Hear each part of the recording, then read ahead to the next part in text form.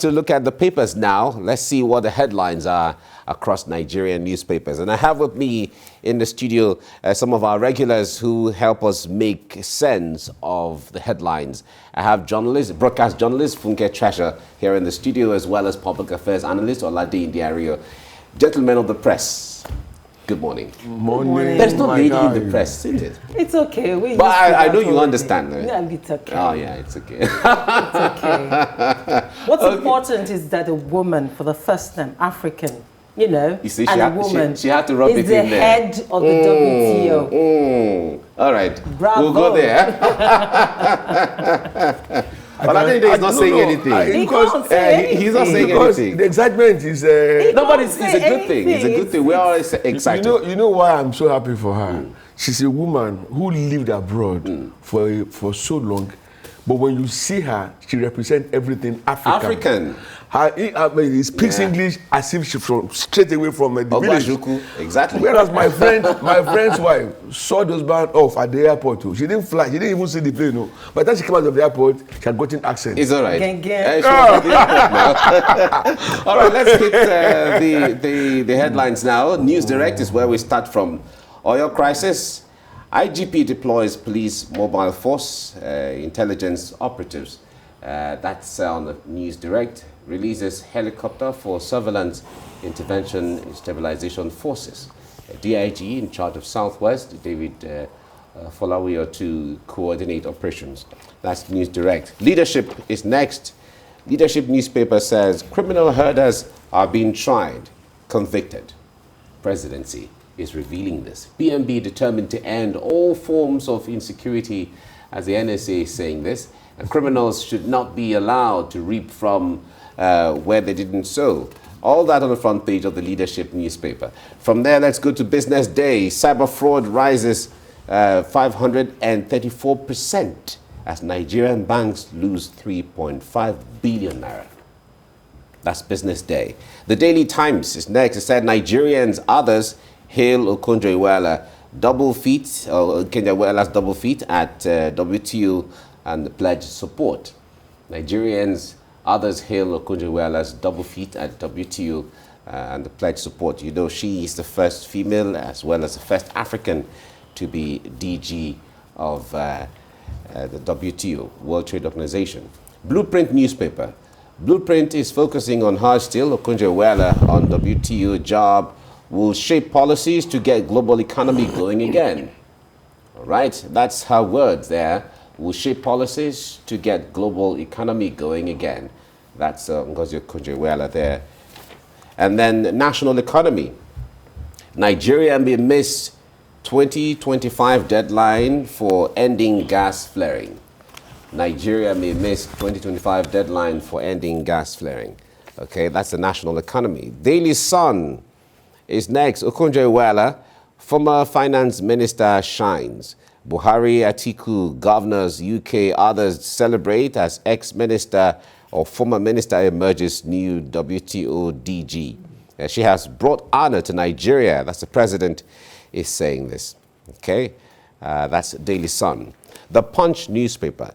Strike hits varsities hard. Students battle filth, water, power problems. SANU stops power supply to OAU Senate building, threatens total darkness. We contribute 500 naira per room to clean our hostels, say UNN students. And we defecate in the bush at night due to lack of water, just university students. It's really troubling times right now. And that's on the Punch, that's the Punch newspaper. The Nation is next. Notes governors in Ibadan over growing ethnic tension. Bagudu Sani Bello Ganduje Matawale meet stakeholders. IG deploys special squad in Oyo State. Okay, that's the Nation newspaper. Northerners, okay, Daily Trust. Daily Trust is next. Daily Trust says on Shasha crisis, Northerners leaving Ibadan in droves. No support from government. We contribute to feed victims. A leader is saying this. Bagudu Ganduje Bello Matawale meet Makinde, and IGP deploys 4 riot police squadrons. Okay, that's the Daily Trust. From there, let's go to the Vanguard newspaper. All right, Northern Elders Forum, PANDEF, Middle Belt Forum, Afenifere, the Area Consultative Forum to federal government. They're saying produce evidence of criminal herdsmen's trial. Recall that we just read earlier on the leadership newspaper where the president said that criminal herdsmen are being tried and convicted. So this is a response to that now. Produce evidence of criminal herdsmen's trial. Where are they being tried? ACF asks. We're unaware of our members being prosecuted. W.T.O is responding to that. And no knowledge of federal government prosecuting criminal herders. Northern Elders Forum is saying this. Publish names of herders who being tried anywhere in Nigeria. Afenifere is saying this. We want action against herdsmen, not words. PANDEF is saying this. Try leaders of W.T.O to start with. The Middle Belt Forum is saying this. Benue tribal leaders tell federal government. All this on the front page of the Vanguard newspaper. Okay. Then the Guardian is next now. Nigeria responds to new Ebola outbreak. Mount surveillance at entry points. Outbreak in Guinea, Congo Democratic Republic. Worry PTF. And federal government assures on COVID-19 vaccines availability, safety, and efficacy. All right, all these on the front page of the Guardian newspaper. Now let's start with what Funke was rubbing in earlier on. The leadership of the World Trade Organization, and it's a woman. It's a woman. First woman. Okay. First now let's let's talk about it really. Okonjo Iwela has been the first in so many things. Absolutely. She was even in Nigeria. She was the first female finance minister, and she was the first also to be reappointed finance minister back to back. And all of that. And now she's the first African and first female Director General of the World Trade Organization. Let me start with you, It gives Funke. hope. Yeah. It gives hope that you can be a professional and excel in it, even as a Nigerian. Contrary to the fact that sometimes you get really disappointed and disillusioned that Nigeria sometimes does not celebrate merit, does not celebrate excellence, does not celebrate that extraordinary about people. Okonjo, the run-up to clinching that office has been interesting, has been intriguing. It wasn't on a platter of gold. That's what makes it so stimulatingly refreshing for all of us. That's what makes it such a collective victory and triumph. So she wasn't considered because, okay, you're a woman, so African, so let's out of pity. Yeah, all right. That is so celebratory, and there is nothing Ario can do about it. And I see the way he's looking at me like, unfortunately, but he's also celebrating her. You missed it on that score. Let me tell you, that's a woman phenomenal. I respect so tremendously. We were coming from Ozoro in Delta State going to Asaba. We had to pass through Gashugu to know our father's palace. To let you understand. My keeping quiet, you don't understand. Now, in the midst of all the mess that we have made Nigeria, this is like an oasis in a desert. Because for the first time in so many months, the world will now read a positive news about a Nigerian. Not only that, I was writing on the economy of terrorism. When that thing was announced, I had to drop my, I was like, oh, this is it. And what came to me is when God is ready. Donald Trump did everything humanly possible to deny Okonjo iwela that seat. Okay? But in his infinite mercy and almightiness, God just was watching. It's good to hear you talk about God. What happened? You know? Listen, what happened? Trump had to go for her to be there.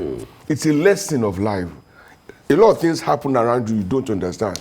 And this is a good fit. And I'm so happy because I have said it. Look, I have said that today. If I come here and you mention heard anything, I will just beg you, I have to go. For me, because the way we are started, if we are not careful, in. we will spend the whole year talking about animals. Yeah, let me quickly drop this but here in we are. that this appointment of Okonjo Iwela is a climax for the sort of excellence and recognition we've seen Nigerians enjoy in the United States presently. You recall that in the Biden's administration we have Nigerians in key positions, not just there, but in key positions. So this is celebratory for all of us. And to rub it in too, most of them are females. Which is really quite interesting. It's really interesting. Now, let's look at it from this way. Don't say anything. The government of Nigeria, President Muhammadu Buhari, has been in support of Nigerians who are out there. Recall that he was in support of Akumi Adesina when he was, contesting for the Africa Development Bank. She stood by Ngozi Okonjo. He stood by Ngozi Okonjo. I remember the same Trump was trying to shake the table under additional, exactly. I remember. Yeah. But so when it comes to all of this, what does Nigeria stand to benefit from all of these? Because the point there is, Okonjo Iweala, as it is right now, is not the DG of Nigerian trade organization. Right. It is world, but she is Nigerian. Right. But does Africa, let me put it this way, does Africa stand to benefit differently from her being I'm not going to be looking at it from the point of her bringing in policy that will favor Africa extraordinarily. Right. No, not from that point. Not necessarily. What I'm looking at it, we are looking at it is the fact that if there were slots or things that were supposed to have been enjoyed by the average African nation or something, of course, they will be brought to the front burner. And then, for me, it's a big deal that a woman from Nigeria, without the usual man no man that runs here at home, will excel up unto that point. And like I told you, she represents everything you want to see in an African woman. No hair, nothing, very plain. The way she ties her gele, it's a knockout. It's quite iconic. An essential African woman. Yeah. So for me, that is it. Then the second thing is, like I said, for the first time in a long time, good news is coming out of Nigeria. And the Nigerian image needs a rejig. So she's been well positioned now. Because the idea, Nigeria, COVID-19, no vaccine. Nigeria, Yahoo Yahoo, and all of those negative news. They've been out there for so long that she's there to change the narrative. I deliberately refuse to travel out of Nigeria again because I can't afford to step in out there and they look like me as if I'm, an odd person. I guess it. So her appointment, I assure you, will change the perception about Nigeria. To what extent, I can't guarantee. All right. Now, taking a cue from there, Funke, what do we stand to learn from all of these? Recall that when she was Minister of Finance here, there were some reforms she put in the ministry, especially when it comes to issues of transparency. You recall that was the time we used to have the publication of monthly allocation to local government and state governments, where people had an idea of how much goes to a local government and all of that. When she left, all of that was jettisoned.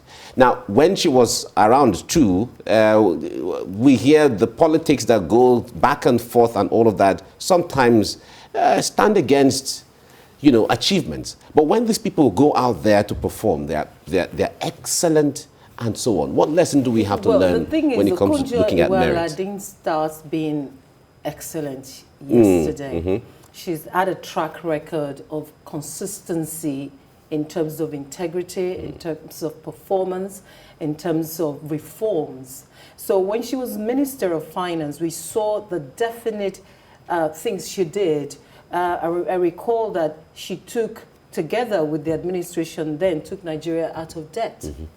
How we came about being going back into debt is a different story now. Yeah. But that's what she did.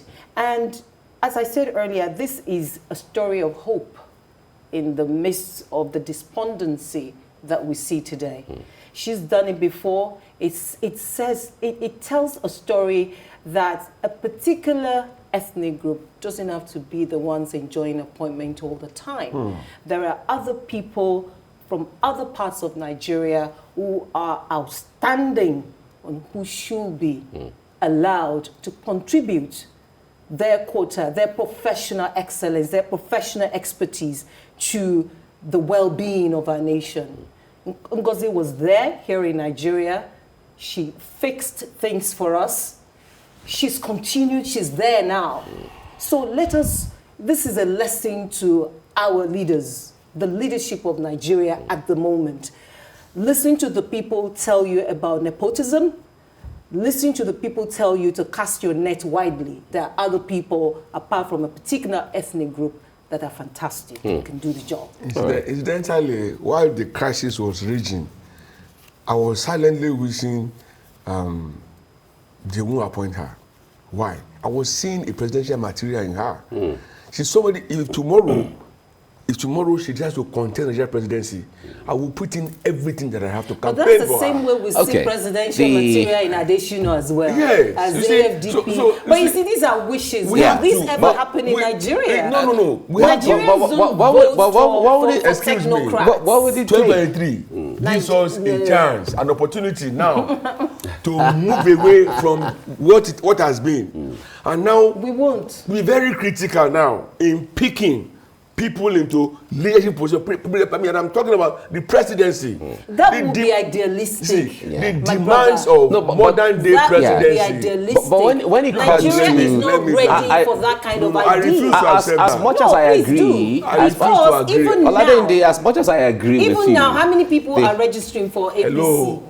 Hello, I'm not talking party politics. I'm talking of so election. We're talking of independent candidates, right? How she will emerge, that will be worked out later. But I'm saying that for all that she has demonstrated, both locally and outside, the only two people that I had by her side was the late Dora Kweli and Obi Ezekwesili. They are fantastic women. And any of the three of them could have been president of Nigeria.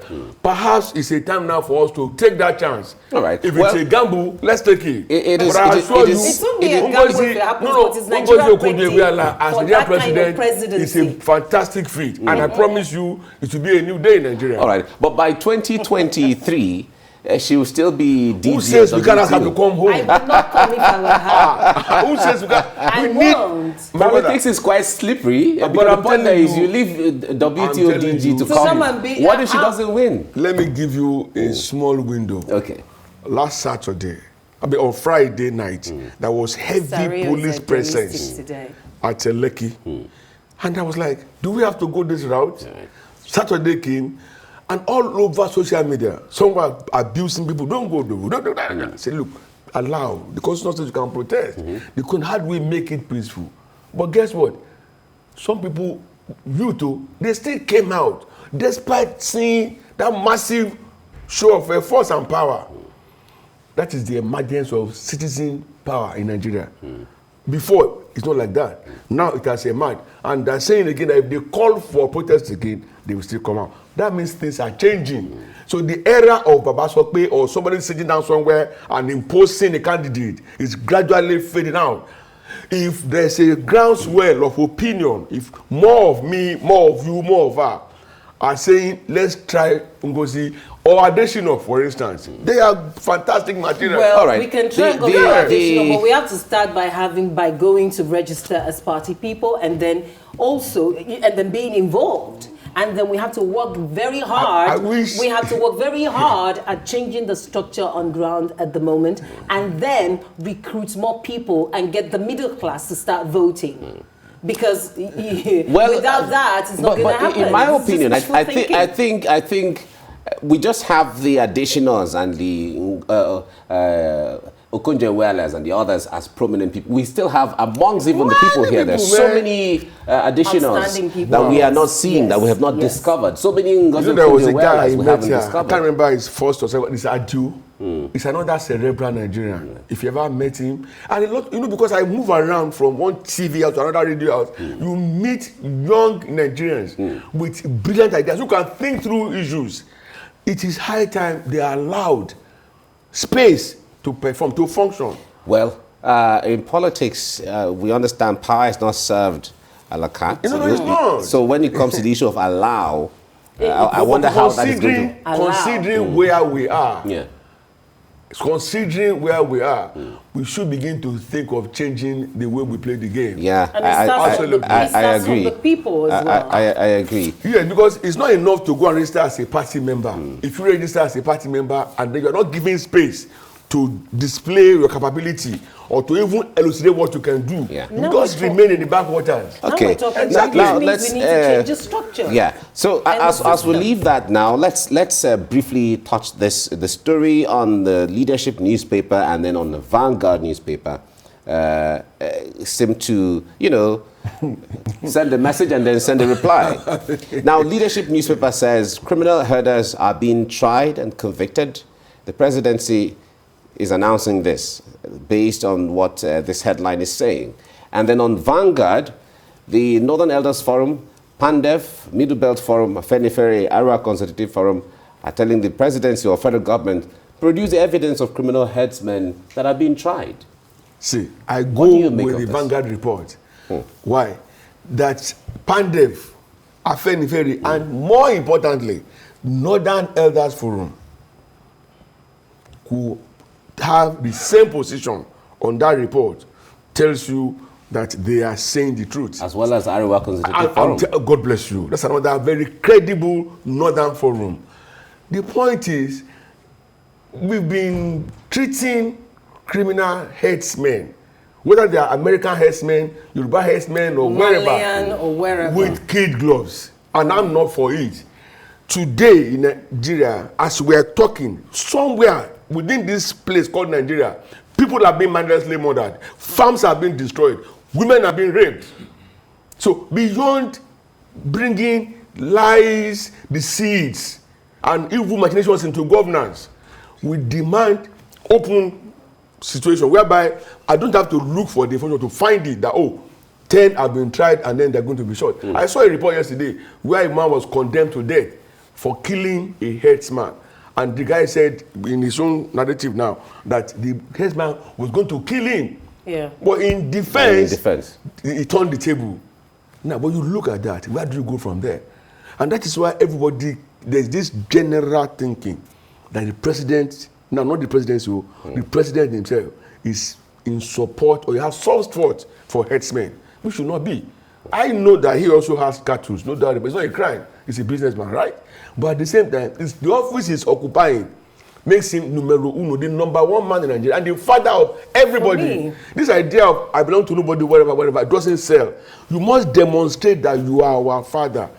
In my house, I won't open my eyes and allow any of my children now to want to kill, destroy, maim, or harm the other. So that's the ways we'll be here. I think it's a good thing that some northern governors are converging on Oyo State, on Ibadan, to see what they can do, regarding the Shasha crisis there. But generally, I feel, and I really, really deeply, I'm disappointed that the presidency took this long before making definite pronouncements and, saying they're going to try this. And I think the northern governors also waited for too long. We played a lot of politics with these killings, with these invasions. Before then, we realized, I think everybody just saw that this is tilting dangerously to another civil war. And it's not a good thing that people come into some other people's area and then begin to maim and then begin to kill. If some people didn't believe it, thinking that it was just some sort of narrative, they've seen how terribly it's degenerating. What they've done to go to Oyo State is very good. Already you can see that, according to the papers, some northerners are beginning to leave Oyo State. The report says in droves. So that tells you that beyond the rhetorics, a lot is happening underground. Specifically so said I 6,000. like the fact that the Kaduna State governor is saying this is a headline. Bandits now attack soldiers. So we have a really terrible situation at hand. All right, we have to leave it here now. We hope and pray that the government does what is needful and does what is necessary. That is the key thing. Yeah. The So will, that- the political because will to I do read the the- right thing. I read The the feeling- VP. the I read feeling the that VP government calling has- for peace